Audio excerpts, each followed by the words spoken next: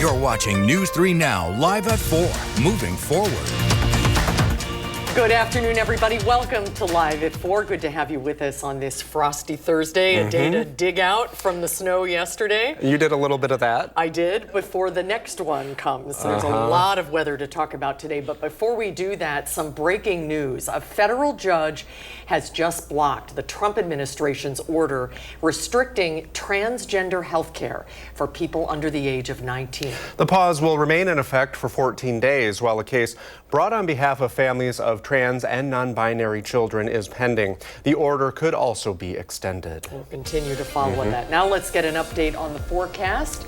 Blaze Keller is watching the weather for us today. You're out on the patio. It's cold today, but the sun feels good. Yeah, it is definitely cold. You know, that fresh snow definitely reflecting a lot of that heat back into the atmosphere. But we did have plenty of sunshine, so hopefully folks are able to get out and enjoy this snow. And if not, we got more snow on the way. This is going to add on to the snow that fell yesterday.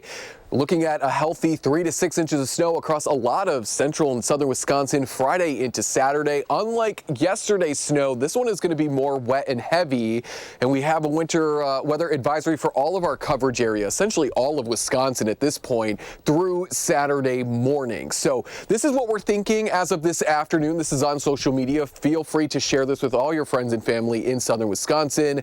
Anyone in the light blue, 3 to 6 inches of snow. Anybody in the dark blue looking at upwards of maybe 6 inches of snow or more. And we'll get more into the heart of this system, kind of dive into it in the full forecast. But quickly, Future Track brings in that heaviest snow by the evening hours. 6, 7, 8 is likely when the heaviest snow is going to start to fall Friday night, your Valentine's Day, and then continue overnight into Saturday. And then we'll watch as that snow slowly starts to taper off as we go into the rest of your Saturday, but we could see some flurries once again on Sunday. As I mentioned, we'll go really into the heart of that forecast here in just a few minutes. But tonight we're going to continue to remain quiet. Should be at about 14 degrees, but we're going to slip below zero because of that fresh snow and the clear skies. So we'll talk about that as well as the bitter cold that follows as we kick off next week. That's coming up later on in this hour. Thank you, Blaze. And we have a programming note for those of you who watch us on YouTube TV. Your access to WISC-TV could be interrupted starting tonight at 10 p.m. YouTube TV and CBS's parent company, Paramount, are negotiating a new agreement. And if negotiations don't succeed, our station won't be in the channel lineup past 10 p.m. local time. And you should know WISC-TV is cut out of the negotiations. This dispute is between YouTube TV and Paramount. Here are your best options for CBS programming. Important local news and vital local weather information. You can subscribe to DirecTV Stream, sign up with your local cable and satellite provider, or you can always watch us for free with an antenna. We'll provide you updates to this on our website, channel3000.com. Mass firings of federal workers are underway. And that includes the Department of Education. The president has said he'd like to eliminate the department. On Capitol Hill today, senators questioned the president's pick to lead it, Linda McMahon. McMahon confirmed Elon Musk's Doge is conducting an audit of the department. Despite the president's pledge to get rid of the DOE, McMahon said the administration's goal would just be to operate it more efficiently and wouldn't target funding. At the state capitol, lawmakers are getting ready to pass their first package of bills next week. We're expecting those to be focused on education, as political reporter Will Keneally explains. Will. Well, just today, the Assembly Education Committee advanced a series of 5 bills to the Assembly floor.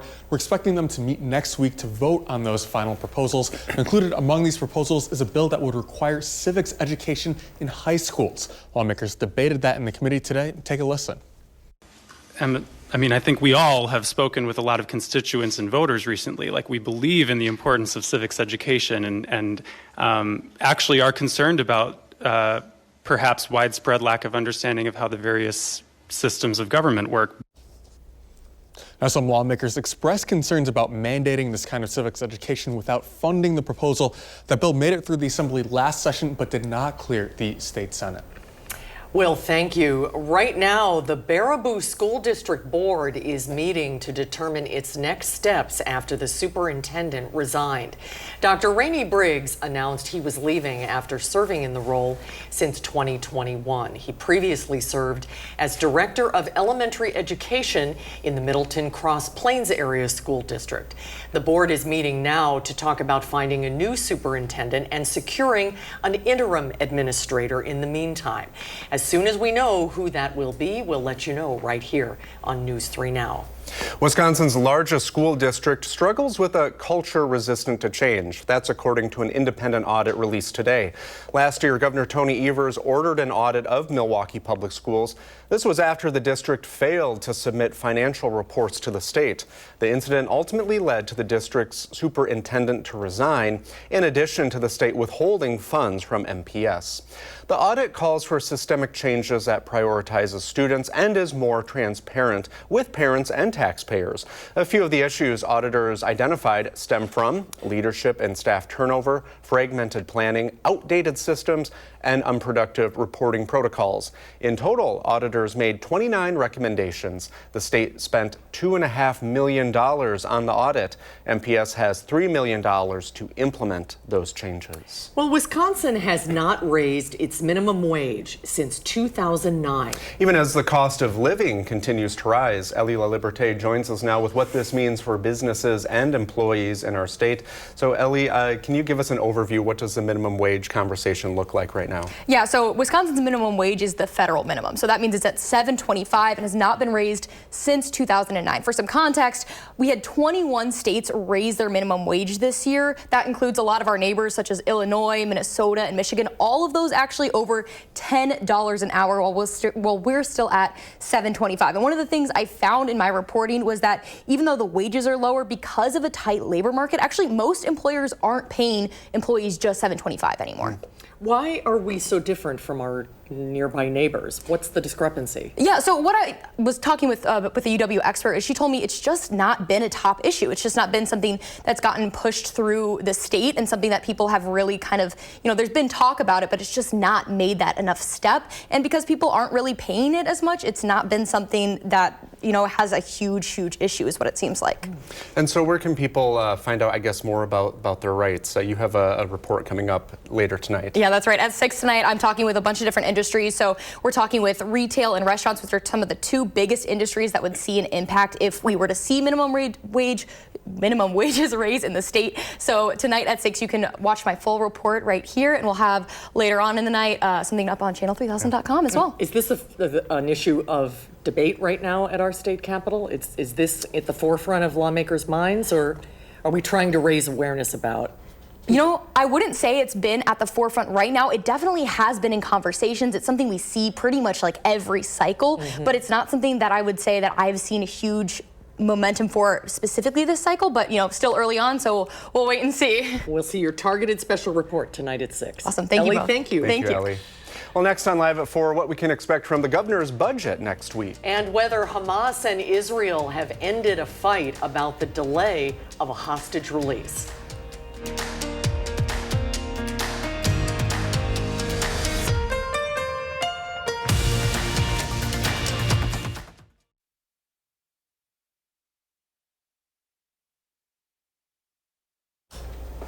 Welcome back. A study in the Journal of the American Medical Association says baby deaths are up due to abortion bans in some states. In places where abortion bans went into effect, child deaths rose nearly 6%. Researchers say their findings suggest more women are being forced to continue with their pregnancies despite a terminal diagnosis for their babies.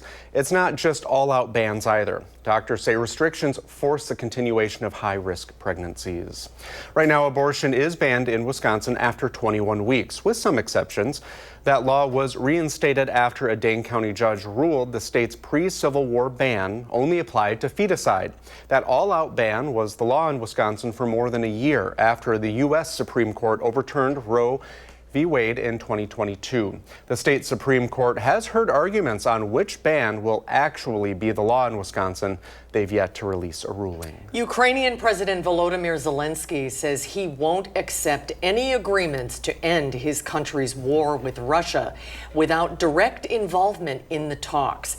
It comes after President Trump said he and Russian President Vladimir Putin have started negotiating the end of the war. U.S. Defense Secretary Pete Hegseth said the U.S. will not prioritize European or Ukrainian security and will focus on its own issues, particularly with China.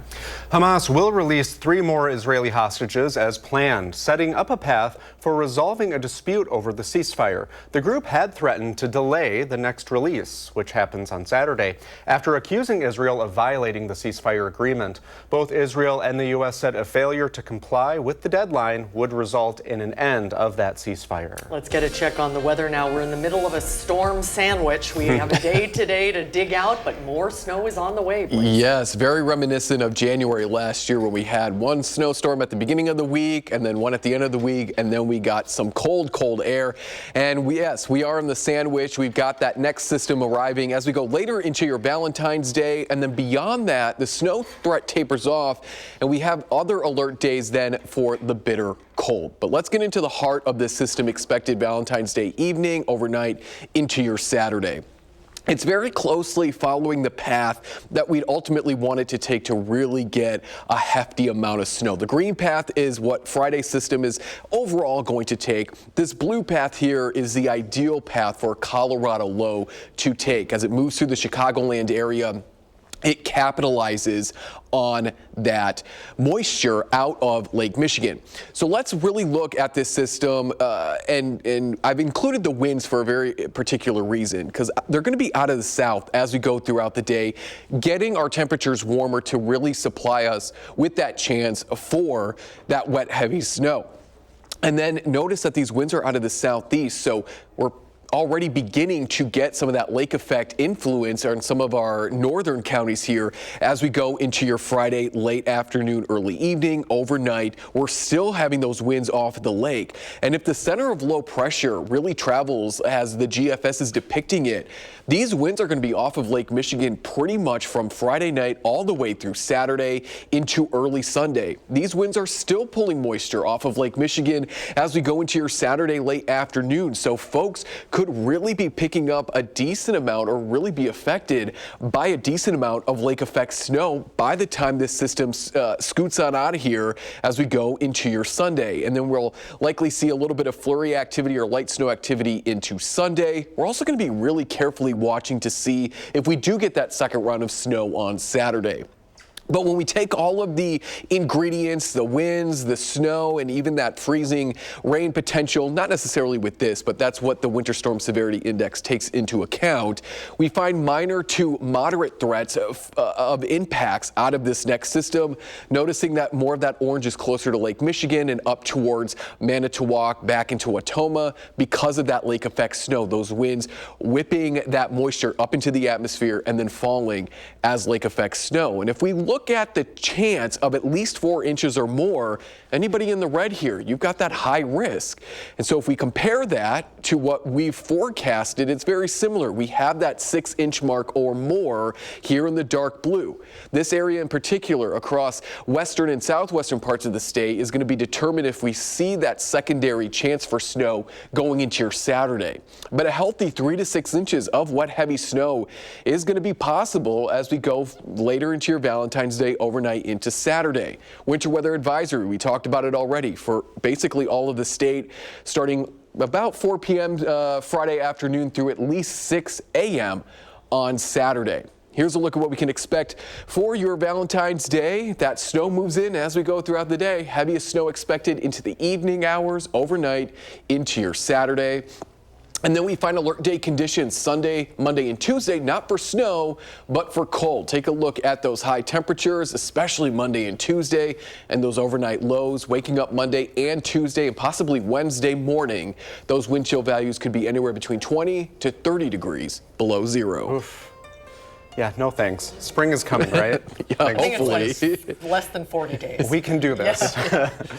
All right. Well, the Capitol's had a very busy new year, and it's only just getting started. Yeah, hard to believe we have another election in just 5 days. Tuesday is the spring primary. It's the same day the governor presents his budget to the legislature, and it comes as a Supreme Court that will determine the court's ideological majority heats up. So joining us to break it all down, lots to talk about with political analyst Brandon Scholes. Hello. Hi, Brandon. Welcome back. Nice Good to to see see you. you. Thank you. So turnout for a spring election is usually low. This could be very low because for about 95% of voters, there will be one thing on the ballot. Depending on where you live, there's some local races in outlying communities, but the race for DPI, Department of Public Instruction, is what everybody will see on their ballot. Handicap the race for us a little bit. Tell us what's on. Well, that's what's if at they stake. go to the polls. Yeah. If we went to the Capitol, walked around the square, I bet you 4 or 5 out of 25 people might know there's a race. We've seen turnout in these spring election primaries as low as 6%, maybe up to 10%. But as you said, DPI, Department of Public Instruction, is the race on the ballot. You might see some judges and city councils and different things depending on where you live. But this is an important race because it's a primary. There are 2 liberal candidates, the incumbent Jill Underly, who's the superintendent, and Jeff Wright from the Sun Prairie School District. They're kind of going to compete for the Democrat vote. And Brittany Kinzer, who's the conservative, she's actually a blue dog Democrat. She's on the ballot, but she's very conservative. So the primary next week is super important because the Department of Public Instruction does a lot of things. I mean, they do curriculum, they do scoring. You've seen what's happened in Milwaukee public schools. You've seen the governor call an audit on our system. And education is a high priority no matter where you are. It's one of those quality of life issues. So this is important. People should take the opportunity to learn who's on that ballot. Just go hit that cool thing called Google. Learn a little bit about where they are in some of these issues. We always want to see a higher turnout, but this is really tough. Yeah. But what it leads into is the April 1st. And who picks April 1st for election day, right? It leads into the big enchilada. Not only will DPI be on the ballot for those 2 candidates, but it will be for the Wisconsin State Supreme Court. And if you remember a year ago, that was a $55 million race, the most expensive in the country. This one will be more expensive, but it's for who controls the majority of the court. As you said, the ideological bent of the court is determined in this race. And you have Susan And there's no primary. There's no primary. That's why you don't see it in your ballot. And some people might go, that's really weird, but it's 2 people. It's Susan Crawford, who's the judge in Madison. She's the liberal candidate. Brad Schimmel, who's the former attorney general, is the conservative candidate. They have already raised a lot of money. Crawford has raised $7 million. Schimmel has raised $4 million. They've each got almost $1 million from their political parties, the Republicans and the Democrats. But that's not the big money. The big money will come from outside groups. And we could see spending in this race hit $75, $80 million. I mean, that's unbelievable. That's more than any race has ever been in the country. But it's for all the marbles, as they say, because it will determine things like Act 10. Judge Crawford has already said she's going to look at redistricting again in the 1st and 3rd congressional districts. They may change those lines. So, plus there's all the other things that are still kind of in the queue. There may be some abortion. There may be some other things that come up before this court. That's why it's going to be a very intense April election. You could see, turnout generally in April is like 19, 20%. We've seen as high as 26% last time. It could be even more. And I'll just tease one more thing because we'll talk about this again. Who shows up in that election? Is it Democrats who are really, really looking for a revenge vote from last fall? Is it the MAGA people that show up because now they've engaged in the public? So it's going to be a wild election. Yeah. And then I remember the last time around with the Supreme Court, everyone was watching Wisconsin. With the governor's budget coming up, we're looking at that process. The federal funding freeze uncertainty, will that affect things here locally in the state? It could. When you see the governor's budget, and he introduces next week, it goes to the Joint Finance Committee, the legislature, then they tear it apart and they start to go through all their hearings.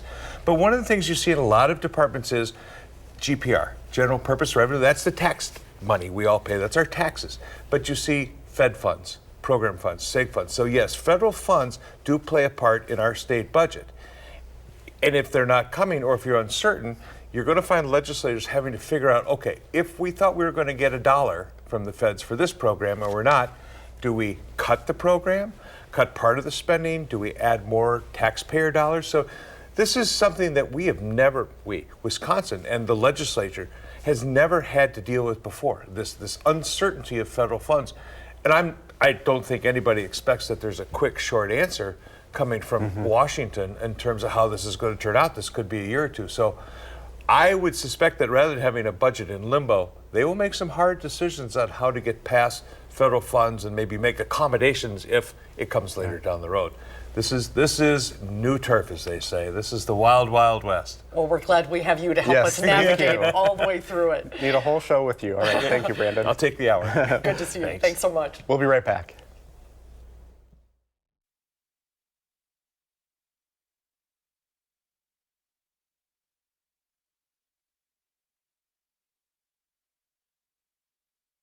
Well, it's Thursday or Little Friday, Friday Junior, Friday Eve. Friday Eve. Yeah. We love them all. Whatever you want to call it. Well, we're almost to the weekend in a 608. Josh Spreiter is here with your weekend planner for your entire family.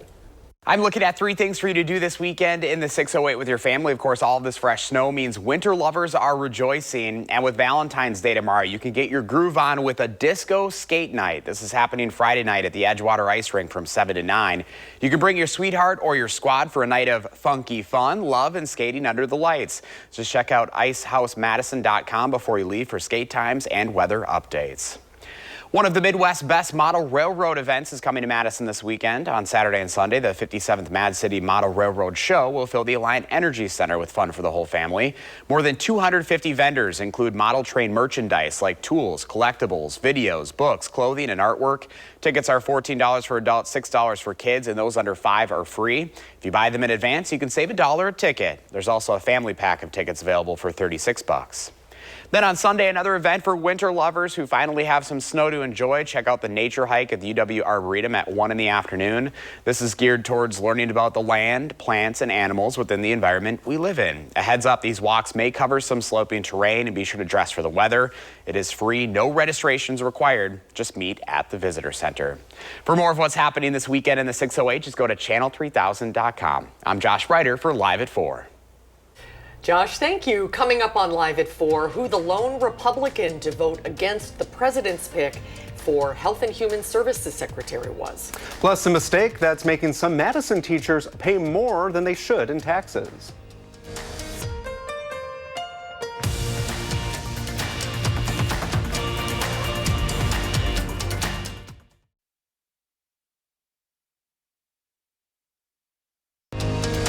You're watching News 3 Now, live at 4, moving forward. Well, that kind of sums it up. It's not the best day to go canoeing right now, but bundle up, grab a jacket, get some snowshoes, some skis, or your bike, go outside, enjoy this, because we are in the calm before the next snow. I can hear Blaze laughing. Well, yeah, the lakes are frozen over. How are you going to stick a canoe on the frozen lake? I don't make the rules, Blaze. All right. Wes, it is the calm before the storm. We've got another winter storm on the way. We got 1 day of a break, and I would recommend, if you still have a little bit of snow maybe on your driveway or the sidewalk that you would like to clear off, I would, because our next winter storm is only going to compact what we got yesterday further down. So we're going to really kind of build this snowpack rather quickly that we otherwise hadn't had throughout January. We have an alert day for your Friday, Valentine's Day into Saturday. Winter weather advisory from about 4 p.m. on Friday into the morning hours on Saturday. The heaviest amount of snow expected to fall to the north of Dane County, but we're eyeing anywhere between 3 to 6 inches of what looks to be more of a wet, heavy snow compared to the light, fluffy snow that we received yesterday, because our temperatures will be a little bit warmer, so we can get a little bit more moisture above us in the atmosphere. Not to mention, these winds are going to be off of Lake Michigan pretty much throughout the Friday evening, Saturday into Saturday night time frame. So folks, especially north and west of Lake Michigan, you're really going to have that chance for some of this lake effect snow. And then if we see this second burst of snow Saturday into Sunday, that will further add totals across southwestern parts of Wisconsin. So stay with News 3 Now. We will keep you updated throughout not only your Friday, but Saturday as well. We are going to slip below 0 across a lot of our coverage area tonight. We got clear skies and that fresh snow. Earlier in the hour, we talked about the snowstorm that is set to arrive tomorrow. But in the next full forecast, we're going to talk about the bitter cold that is expected to follow Sunday, Monday, and Tuesday of next week. All right, Blaze, thank you. We have a programming note for those of you who watch us on YouTube TV. Your access to WISC-TV could be interrupted starting tonight at 10 p.m. YouTube TV and CBS's parent company, Paramount, are negotiating a new agreement. And if the negotiations don't succeed, our station will not be in the channel lineup past 10 p.m. tonight local time. And you should know that our station, WISC-TV, is cut out of these negotiations. This is a dispute between YouTube TV and Paramount. So here are your best options for CBS programming if that happens. Important local news and vital local weather information. You can subscribe to the DirecTV stream, sign up with your local cable or satellite provider, or you can always watch us for free with an old school antenna. Remember those? Yes, they work well. We'll provide updates on this situation on the air and on our website, channel3000.com. Well, we are hearing frustrations and questions from MSD teachers who were not planning to add more taxes to their budget this year. Let's go to Meryl Hubbard, who has been monitoring this story. Meryl? Yeah, Brady, Susan, like you guys said, I am hearing frustrations and questions from these teachers who were not planning on adding more taxes to their budget this year.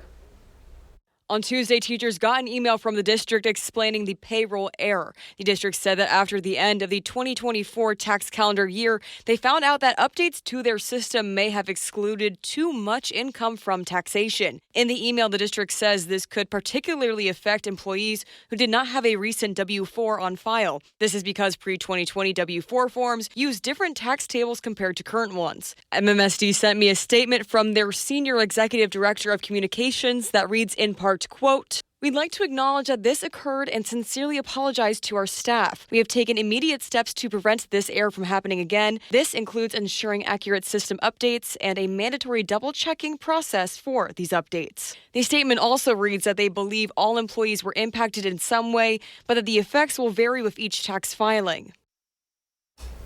As I said, I've been talking to teachers who tell me they're concerned about paying additional taxes this year. They were not able to talk to me on camera today, but say that for some of them, these taxes are significant and that their budget and future plans for the school year are on the line. Meryl, thank you. Robert F. Kennedy Jr. is now in control of the U.S. Department of Health and Human Services. The Senate approved Kennedy's nomination today, 52-48. All Democrats opposed the nomination. Kennedy's path to confirmation was considered among the most fragile of President Trump's nominees for his controversial views on vaccines. I believe someone applying to be the top health official in this country shouldn't have to be convinced to follow the science. We shouldn't have to hold their feet to the fire on whether they would be willing to protect our children from polio or measles. They should already be an expert in the field. The lone Republican to vote against Kennedy is Kentucky's Mitch McConnell, a survivor of childhood polio. That is something the Trump administration spoke out against. I think we're greatly disappointed in any Republican who chooses willfully to vote against the president's exceptionally qualified cabinet nominees and picks to lead his America First administration. In his own statement, Senator McConnell said, quote, "In my lifetime, I've watched vaccines save millions of lives from devastating diseases across America and around the world. I will not condone the relitigation of proven cures, and neither will millions of Americans who credit their survival and quality of life to scientific miracles." President Trump has ordered a new round of tariffs to match tax rates that other countries charge on imports. The move could trigger a trade war and exacerbate inflation. The tariffs do not go into effect immediately, so there's still time for negotiations and the potential for President Trump to back off his executive action. That announcement wasn't rattling Wall Street today. U.S. stocks rallied to the brink of a record after more companies reported better profits than expected. The Dow is up 343 points, the Nasdaq jumped 296 points, and the S&P 500 gained 63 points.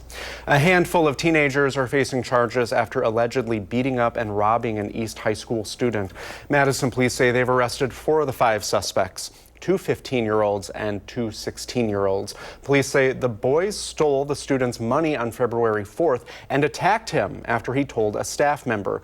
The victim went to the hospital for his injuries. Police haven't identified the age of the other suspect yet. A Madison man charged in the deadly hit and run on the Beltline last year will be sentenced in 2 months after a jury found him guilty. After a 2-day trial, the jury found Jules Tugnataman guilty of a hit and run involving death. The crash happened in January of last year. Tugnataman's car hit a 23-year-old woman running down the middle of the road against traffic. He did not stop. A judge will sentence Tugnataman on April 18th. And we will be right back.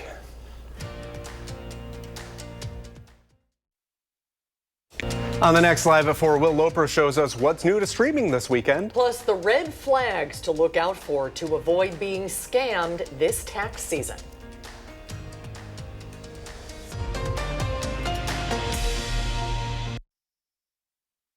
Fascinating too. Yeah. Well, we are taking a live look at Cleveland, Tennessee. It is 44 degrees there, sunny, and no snow. Look at how green it is. Yeah. There. It looks very nice. Wow. Well, we can get a look at our first warn forecast. Meteorologist Blaze Keller is here to tell us all about the snow that we have. Blaze? And that's right. You know, we got snow yesterday. It was that light, fluffy snow, and now we're getting ready for more of the wet, heavy snow. And it's going to be very similar in the way of accumulations as this next system moves out of the deep south and makes its way through the Midwest. And then following that is some bitter cold that we really haven't felt quite yet in February. Southerly winds out ahead of Friday's system is going to get the atmosphere ready for this next system. Snow is really going to begin as we go into the late afternoon, early evening hours. The dark blue is expected to be overhead as we go into your Friday. Winds still out of the south, even out of the southeast. So folks close to Door County, really hugging the Lake Michigan shoreline, you may begin to tap into that lake effect snow as we go Friday night, overnight into the start of Saturday. And we're still dealing with those lake effects chance as those winds are now turning out of the east. So they're taking that moisture out of Lake Michigan and pushing it back into central parts of Wisconsin. That's also going to be coupled with the fact this system is going to be packing more moisture than our last one. And as this next low continues to make its way further east, winds are still off of Lake Michigan as we go into your Saturday afternoon. And we're going to be watching Saturday if we see the reformation of maybe a line or an area of heavy snow that will further bring high snow totals to western parts of the state. But especially folks closer to Lake Michigan, you could be dealing with this lake effect snow pretty much throughout the duration of this next weather system. But snowfall is expected to die off as we go further into your Saturday. And I'm not necessarily focused on the totals with our weather model forecast there, just to show you more or less when that snow is expected to die off, which is as we go throughout your Saturday. Looking at a wide area of possibly getting 6 inches of snow or more.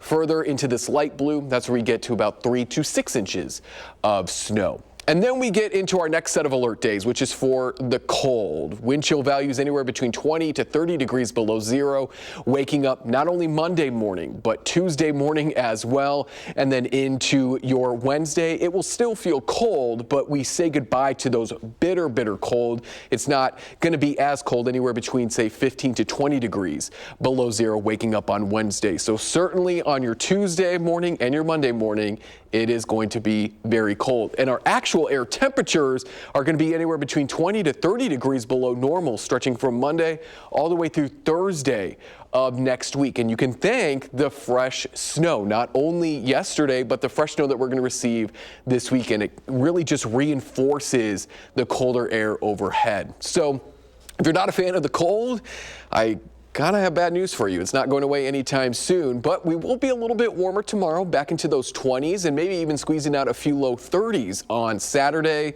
And then we'll be in the teens on Sunday as temperatures drop throughout the day, single digits as we kick off next week.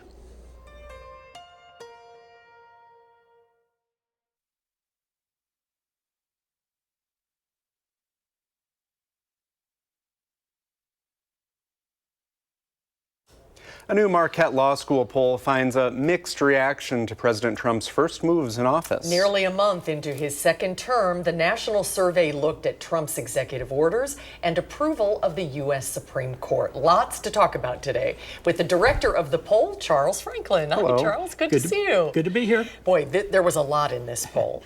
So in the last 3 weeks, more than 60 executive orders, and you asked people in your poll what among them were their most favorite and least favorite, and what did it show? We asked about 8, and the most favorite was declaring that there are 2 biological sexes, but close behind was an emergency on the southern border and greater oil and gas drilling.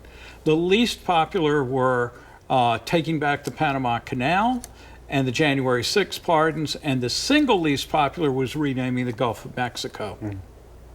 And I wanted to ask, too, a buzzword right now, tariff. We've been hearing a lot about that. And I see some people say, like, this is a negotiation tactic. We're in it for the long haul. Some people are expressing some frustration, saying, wow, I didn't know that this would be more expensive for me. What did your poll show about how people feel about tariffs? People are really not sold on tariffs, despite President Trump campaigning so much about them during the fall. Just 24% think that tariffs will help the economy. 46% think they'll hurt the economy, and 30% say no difference or I don't know. So that balance is pretty negative. Even among Republicans, only 49% think tariffs help the economy. That drops to about 12% among independents and 4% among Democrats. Are people still very polarized by sides? In other words, is this a reflection of how they feel about him or the individual issues? It's actually both, because not surprisingly, Republicans are very fond of the president. He has an 89% job approval with Republicans, and he's getting over 90% support on those executive orders that are very popular that we talked about. But among Republicans, that drops to about 2/3 support on the unpopular executive orders. And the big thing is independents, who give pretty big majorities to the 4 popular proposals, but give quite negative views of the 4 that are unpopular. And independents are very skeptical on tariffs as well. Yeah, and some of those executive orders are causing a lot of uncertainty. I'm talking about the federal freeze, putting a lot of different programs in that kind of liminal space. How are people feeling about those? I think I don't know. We didn't ask questions about that because that came after we were in the field doing the survey. We'll obviously ask about them in the next poll.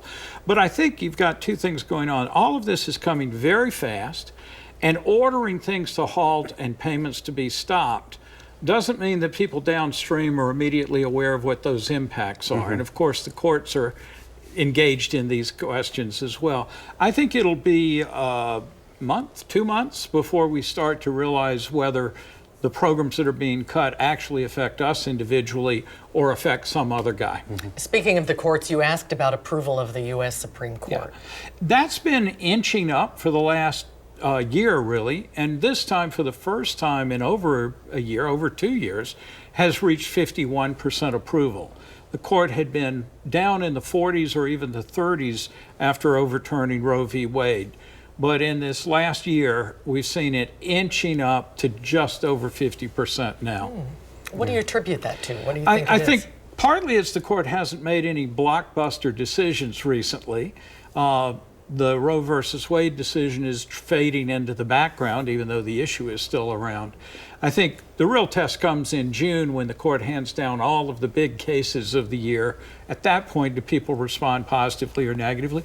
People like some of the things the court has done recently. They like that they upheld the TikTok ban, for example, but they don't like that they said presidents have immunity from criminal prosecution. So it's kind of a split decision on some of the recent decisions. And we'll have more to talk about, so we'll see you soon for the next poll then? We'll have plenty of things coming out to talk about, no doubt. Thank you, Charles. Great to see you, Charles. Thanks so much. We'll be right back.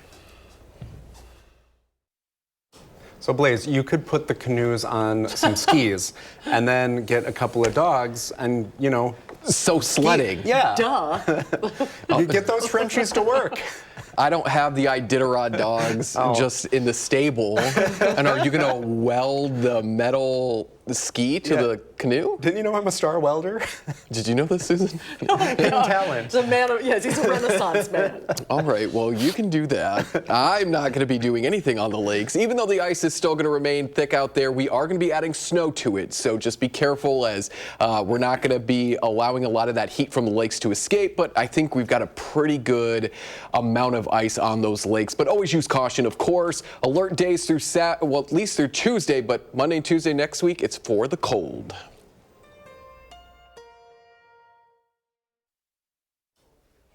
Tomorrow on Live at 4, film critic Will Loper shows us what's streaming this weekend, and later on News 3 Now at 6. One cardiac rehab patient from SSM St. Mary's Hospital shares their story to raise awareness about heart health. Thanks for watching Live at 4 on this Thursday. We hope to see you back here tomorrow. News 3 Now at 5 starts right now.